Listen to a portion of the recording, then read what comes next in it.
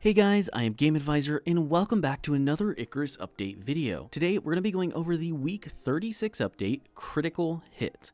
Now this update focuses around the whole new critical hit system they're trying to implement into the game. So let's just start by talking about that. The way the new critical hit system works is actually pretty straightforward. You have extra weak, hardened, and extra hardened, as well as no damage spots on creatures. Most creatures I found do not have a no damage spot, but all of them seem to have some form of extra weak and some form of hardened or extra hardened spot on them. For an example, you can see in the image here that bears have an extra weak spot on top of their head, they have normal damage on their torso, and they have extra hardened on their legs. This means if you hit them in the leg, they're going to take reduced damage, whereas if you hit them in the head, they're going to take bonus damage. I did get to test this out on a few other creatures, and from what I found, it seems like pretty much every single creature has some kind of at least lower tier of hardened, not the extra hardened, but just regular hardened on it somewhere. For an example, wolves, it seems to be on their back, so you actually have to aim for the head when they're running at you, at least if you're attacking them with a knife or a bow. Now, while you're playing, if you're ever not sure if you're actually hitting a hardened, extra weak, or normal spot,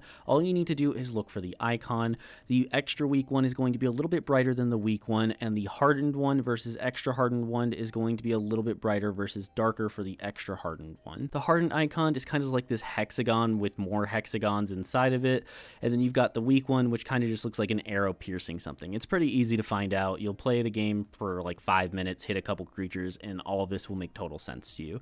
It's nothing complicated, but I think this is them trying to set up things to get ready for the new DLC they're going to put out, because this is going to implement into that somehow a little bit more. It is also worth mentioning that you still get tons of kills by simply sneak attacking things, and at that point it really doesn't matter most of the time because you're doing so much extra damage, you're just going to kill it in one shot. Now, along with this whole new system, we've gotten a new mission called Potshot Training. And I use the word mission lightly because this is more of like a training zone type of thing. Like if you've ever played Call of Duty, you know how when you play that very first game, you kind of just run through and have to shoot a bunch of targets and they're like, good job, you learned training. In other words, teaching you the controls. Well, this is basically that. You can do this right after your very first Icarus mission. It's not that hard to do. It gives you a little box with a ton of different bows and guns in it so that you can actually practice and get an idea as to how to use them. I don't think many players will use this. I think they'll use it like one time and be done. But hey, it does actually award us with some new recipes, which is something that players will enjoy. The two new recipes we're getting from this are the target dummy bear,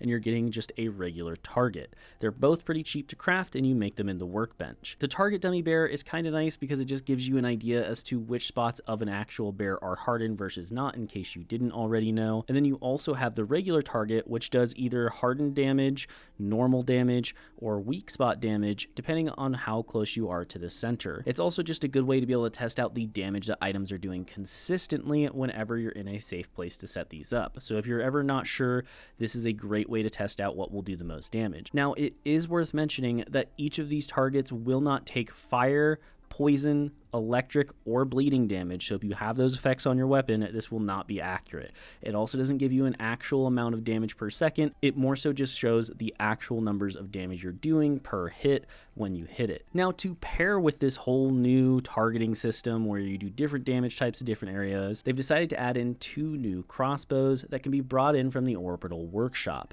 These new crossbows come in 2 variants. You have the rapid and the heavy crossbow, both of which are going to cost you a whopping 1,400 exotics, which for a lot of players, including myself, is pretty insane for a bow when I can just buy another bow for much less of a price, at least on the exotic side. Personally, I struggle to get exotics. I don't enjoy farming them. So for me, I have an issue getting this, so we didn't actually get personal footage of it, but I will say, hey, it's there for you. Let me know down in the comments if you guys thought one of these were like overpowered or something. But as far as what I've seen, they seem to be pretty lackluster. It's just a harder hitting bow with a longer reload time. Now, before we close this out, I will say that I hope they go ahead and add those like moving targets from the new mission into the craftable interface for us so that we can make movable targets for ourselves to practice on, as I think those would be really nice to have have just when you're on your outpost and playing around with different weapons.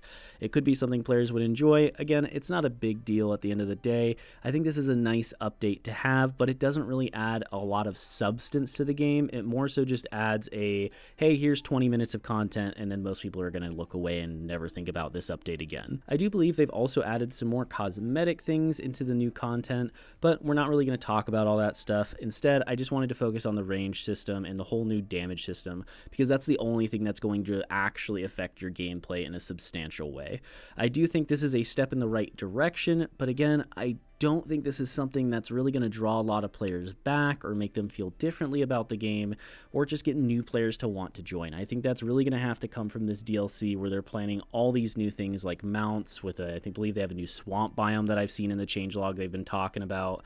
So we'll have to see what happens with it. At this point in time, I do not think this is a bad update. I just think it's a little bit lackluster. They could have done more with it. It could have been more interesting, but instead we get this update where it's like, hey, it's a cool system and all, but unless you already were in love with the game, you're probably not going to interact with the new system, and it's not going to really change your gameplay that much. Either way though, let me know what you guys thought of this update in the comment section down below. Now, before we sign off, I do want to give a quick thank you to Caustic FPV, Jonathan S., and Jim Phillips for all being Platinum and above supporters of our channel. If you too want to help support our channel, you can do so for less than the price of a cheeseburger by clicking the join button down below and checking out our membership program. Thank you all just for taking the time to watch this video. We couldn't do it without each and every one of you. I'm Game Advisor, and I'll see you next time.